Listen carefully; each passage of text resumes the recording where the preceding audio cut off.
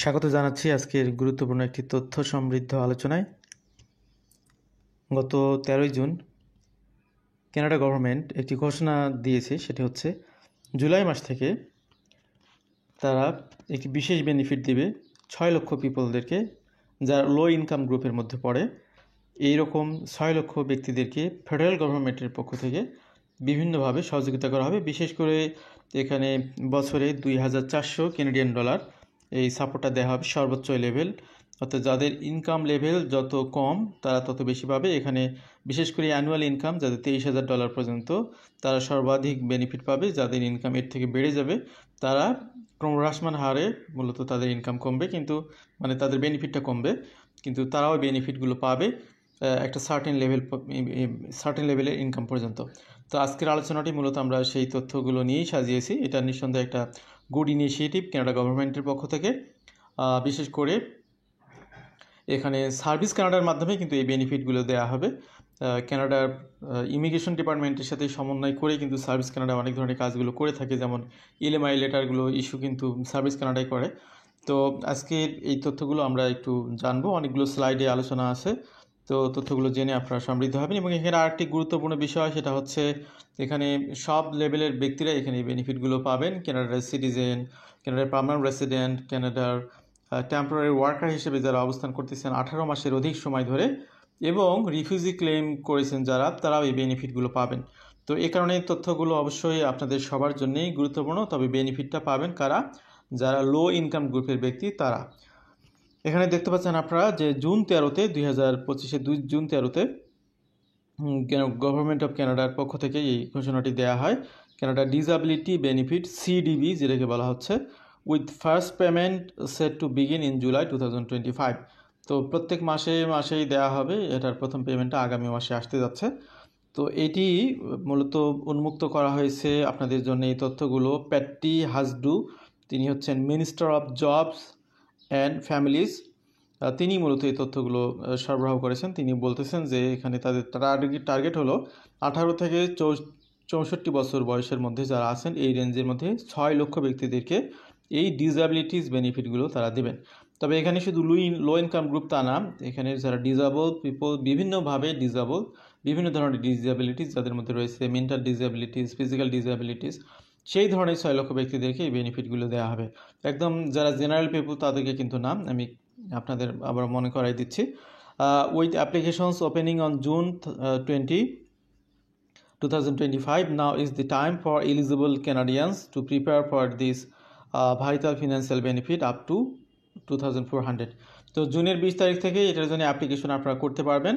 এই তথ্যগুলো একটু বেশি বেশি শেয়ার করে দিন। বিশেষ করে আপনি অন্যের উপকারের স্বার্থে আপনি আপনার সোশ্যাল মিডিয়াতে বিভিন্নভাবে তথ্যগুলো শেয়ার করে দিতে পারেন যদি তারা না জেনে থাকে। কারণ এখানে অ্যাপ্লিকেশনটা শুরু হবে জুনের 20 তারিখে, এবং যতটুকু জানি যে 30শে জুনে অ্যাপ্লিকেশনটা ক্লোজ হয়ে যাবে 10 দিনের মধ্যে। তো এই কারণে এই তথ্যগুলো জানা দরকার। অ্যাকচুয়ালি এই বেনিফিট দিয়ে কী বোঝাচ্ছে সেটা যদি আমরা আরেকটু এখানে ব্যাখ্যা করি, সেটা আমরা দেখতে পাচ্ছি যে এই CDB বা কানাডা ডিসএবিলিটি বেনিফিট, এটা হচ্ছে ফেডারেলি অ্যাডমিনিস্ট্রার্ড ফিনান্সিয়াল সাপোর্ট প্রোগ্রাম, যেটা ডিজাইন করা হয়েছে মূলত ডিসএবিলিটিস পিপল যাদের বয়স 18 থেকে 64, যেটা অলরেডি আপনাদেরকে বলা হয়েছে। তো এখানে অ্যানুয়ালি $2,400 দেওয়া হবে, তার মানে মাসে দেওয়া হবে $200 এরপরে এটা বলা হচ্ছে যে enacted through the Canada disability benefit act. তো 2024 সালের 22শে জুন মূলত একটি অ্যাক্ট পাস হয়, কানাডা ডিসএবিলিটি বেনিফিট অ্যাক্ট। সেটাই মূলত কার্যকরী হতে যাচ্ছে এই 1 জুলাই থেকে, and supported by 6.1 billion over 6 years. তো এখানে বুঝতে পারছেন এখানে $6 বিলিয়ন খরচ করবে কানাডা গভর্নমেন্ট এই প্রজেক্টে আগামী 6 বছর ধরে। যে এটার বাজেট হয়েছিল 2024 সালে, সেটি মূলত কার্যকরী হতে যাচ্ছে এই আপনার জুলাই মাস থেকে, যেটার অ্যাপ্লিকেশন শুরু হবে 20শে জুন থেকে। The CDB is a cornerstone of Canada's commitment to improving the lives of individuals with disabilities. তো ডিসেবল পিপলরা সবাই যে স্বাচ্ছন্দ্যে জীবনযাপন করেন তা কিন্তু না, তাদেরও ইনকাম থাকে, বিভিন্ন ধরনের সাপোর্টিং ইনকাম থাকে। তো সেইগুলোর পাশাপাশি এক্সট্রা ফেডারেল গভর্নমেন্টের পক্ষ থেকে এই বেনিফিটগুলো তাদেরকে দেওয়া হবে। তো অ্যানুয়ালি কেউ যদি $2,400 পায়, এটা তো আসলে খারাপ না, এটা একটা গুড সাপোর্ট, অ্যাডিশনাল অনেক সাপোর্ট হিসেবে কাজগুলো করবে। তো যে কথাটি বলছিলাম যে এই বেনিফিট প্রদানের বিষয়টি টোটালি অ্যাডমিনিস্ট্রেট বা পরিচালনা করা হবে সার্ভিস কানাডার মাধ্যমে। তারাই মূলত 6 লক্ষ এলিজিবল পিপলের অ্যাপ্লিকেশন প্রসেস করবে। এখানে অ্যাপ্লিকেশন হয়তো আরও অনেক বেশি পড়বে। তারাই এই 6 লক্ষ এলিজিবল পিপল ঠিক করে তাদের ডকুমেন্টেশন, তাদের অ্যাপ্লিকেশন সবগুলো ঠিক করে অ্যানালিসিস করে যাচাই বাছাই করে এখানে তাদেরকে লেটার পাঠাবে। যাদেরকে লেটার দেওয়া হবে তারাই মূলত এই বেনিফিটগুলো পাবেন। অ্যাপ্লিকেশন করার পরে আপনি যদি লেটার পেতে দেরি হয়, অবশ্যই আপনি যোগাযোগ করবেন সার্ভিস কানাডাতে। এবার আসি আমরা কারা এটার জন্য eligible, who is eligible for the Canada disability benefit. তো এটার জন্য কিছু কোয়ালিফিকেশনের বিষয় রয়েছে। নাম্বার 1 হচ্ছে এজ লিমিট। এখানে বয়স হতে হবে অবশ্যই 18 থেকে 64 এই বছরের এই সময়ের মধ্যে। কারো বয়স যদি 18-র নিচে হয় তাহলে তারা এখানে অ্যাপ্লাই করতে পারবেন না। তবে এখানে একটা পরামর্শ দেওয়া হচ্ছে, if you are under 18 you can apply after turning 7.5 but your application won't be processed until your 18th birthday. তো আপনার বয়স যদি 17.5 বছর হয় আপনি অ্যাপ্লিকেশন আপাতত করে রাখবেন, কিন্তু অ্যাপ্লিকেশন প্রসেসটা শুরু হবে 6 মাস পরে। আপনি জাস্ট আগামী অ্যাপ্লিকেশন করে রাখলেন, কিউতে আগায় থাকলেন, এই সুযোগটা দেওয়া হবে। এরপরে if you are 65 or older you may be eligible for back payments for up to 24 months from the date of your application। অর্থাৎ কারো বয়স 65 হয়ে গেছে, এখন দেখতেছেন যে 64 থেকে তো দেওয়া হবে, 64-এর মধ্যেই হতে হবে, তাদের জন্য এখানে সুযোগ দেওয়া হয়েছে। তারা অ্যাপ্লিকেশন করতে পারবে, তার আগের 2 বছরের জন্য বা 24 মাসের জন্য এই বেনিফিটের জন্য আবেদন করতে পারবে, but not for month before July 2025। আচ্ছা, এই হলো অবস্থা। Be approved of the disability tax credit.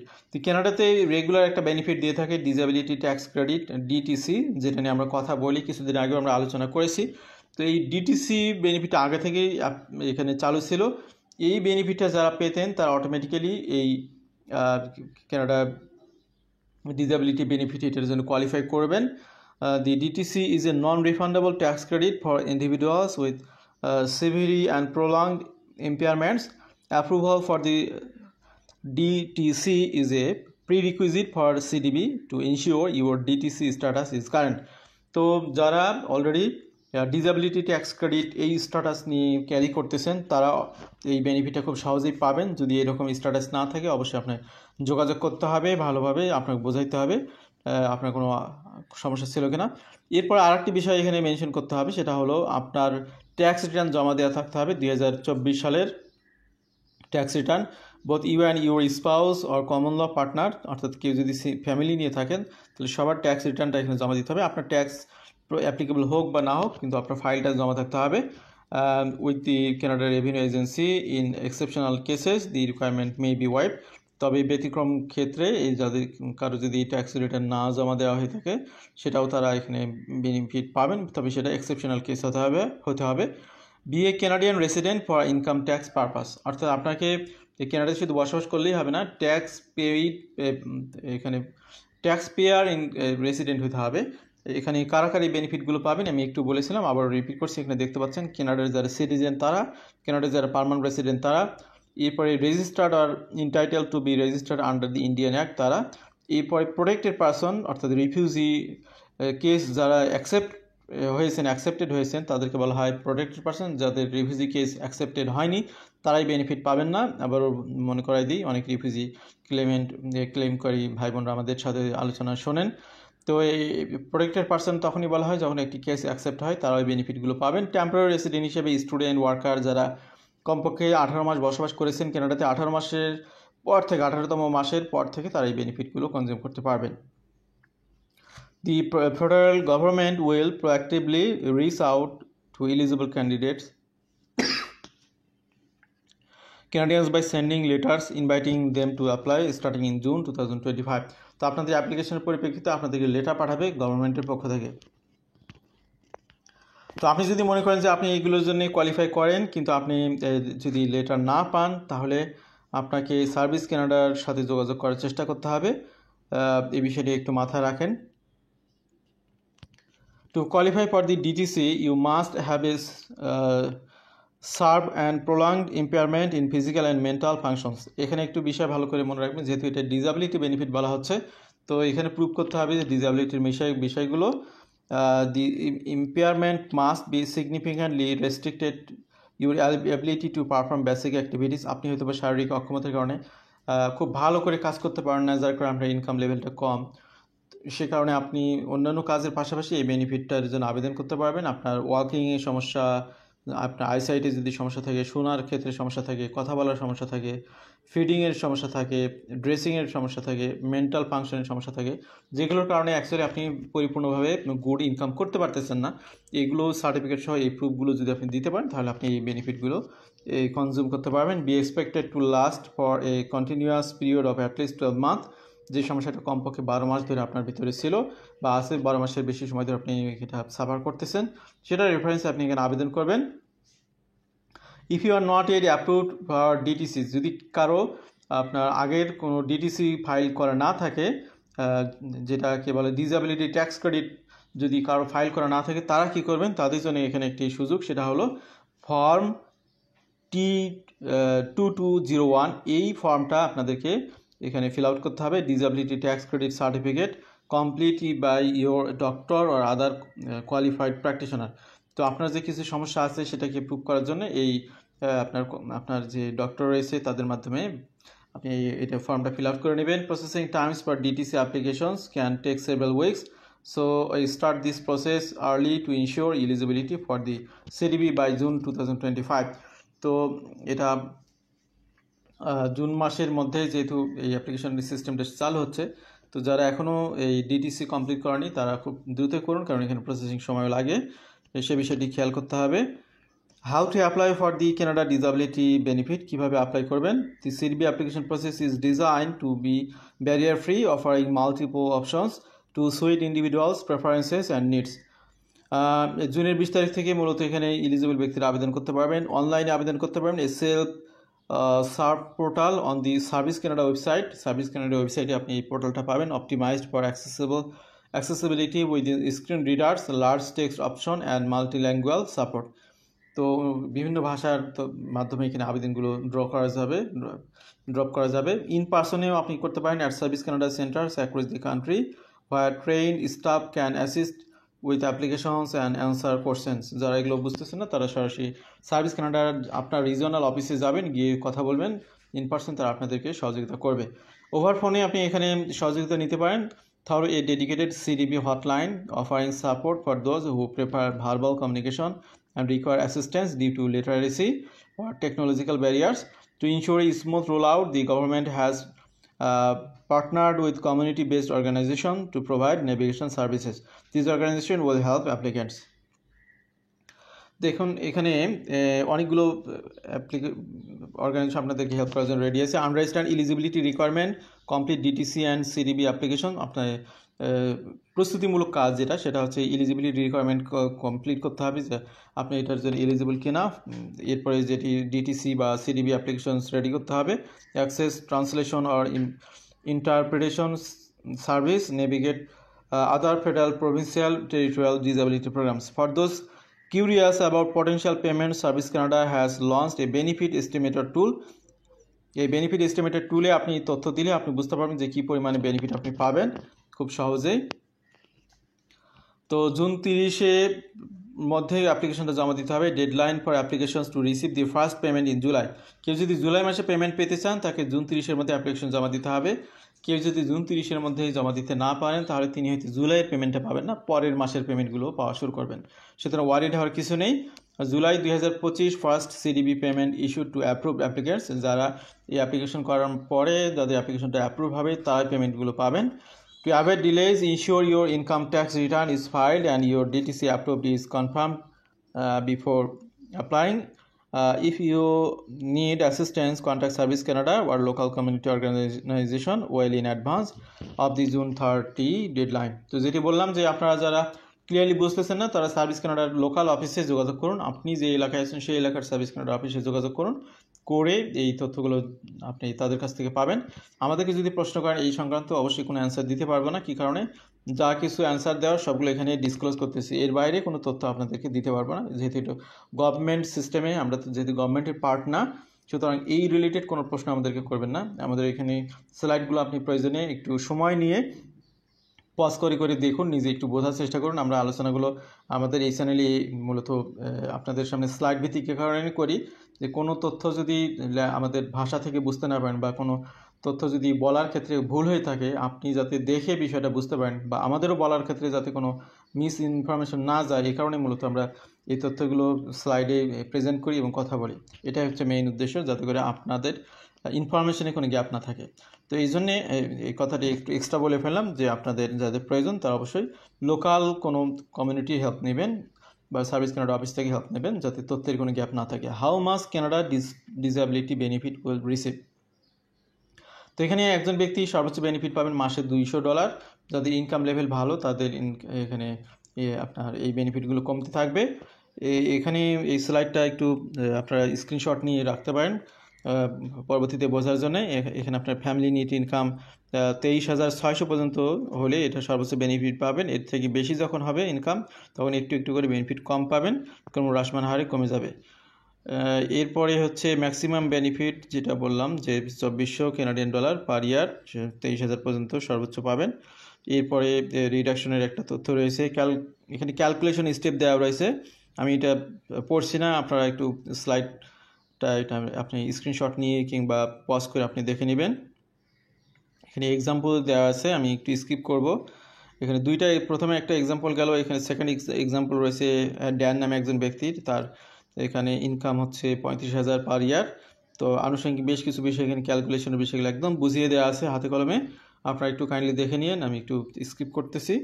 If you have a spouse or common law partner, spouse বা কমন ল পার্টনার থাকলে কী হবে সেটার ক্যালকুলেশন স্টেপগুলো এখানে মেনশন করা আছে, এটাও স্ক্রিনশট নেবেন, আমি স্কিপ করলাম। এখানে আর একটি এক্সাম্পল রয়েছে স্যাম অ্যান্ড রূপিন্দার, সেটাও আমি স্কিপ করে গেলাম। অনেকগুলো বিষয় আমি স্কিপ করতেছি, কিন্তু একটু থেমে স্কিপ করতেছি, যাতে করে আপনি স্ক্রিনশট নিতে পারেন কিংবা আপনারা এখানে পজ করে এই তথ্যগুলো নিজেরা স্টাডি করতে পারেন, কারণ এগুলো এক্সপ্লেন করতে গেলে আলোচনা অনেক বেশি দীর্ঘ হবে। How to maximise your CDB application success, এটি আপনি কীভাবে সাকসেসফুলি কমপ্লিট করবেন। ফাইল ইউর ট্যাক্স প্রম্পটলি, যারা আজকের আলোচনা শুনলেন যদি ইতিমধ্যে ফাইল না করে থাকেন, খুব দ্রুত ট্যাক্স ফাইলটা কমপ্লিট করে ফেলুন, যেহেতু এটা গভর্নমেন্টের পক্ষ থেকে যারা ক্যাপাবল পারসন তারা বা এলিজিবল পারসন তারা এটা পেয়ে যাবেন, সুতরাং আপনি দেরি করবেন কেন। কনফার্ম ডিটিসি এলিজিবিলিটি, ডিটিসির জন্য যে সমস্ত এলিজিবিলিটি লাগে সেগুলো কমপ্লিট করুন। If you are not approved for DTC, apply as soon as possible, consult your doctor or complete Form T1 accurately and follow up with CRA for updates. Use the benefit estimator tool, estimator toolটা আপনার পাবেন, আমি একটু আগে বলেছি সেখান থেকে। Seek navigation support, apply early, keep records, stay informed, monitor Service Canada website or subscribe to government newsletter for updates the CDB। তো এখানে এই সংক্রান্ত বিষয়গুলো আরও আপডেট পেতে হলে আপনি আপনার সার্ভিস কানাডার নিউজ লেটার আপনি সাবস্ক্রাইব করে রাখুন, সেখান থেকে আপনি রেগুলার আপডেটগুলো পেয়ে যাবেন। How this CDB will change lives, তো এখান থেকে কীভাবে আপনি আপনার লাইফকে সুন্দর করে গোছাতে পারেন তার এক উদাহরণ রয়েছে।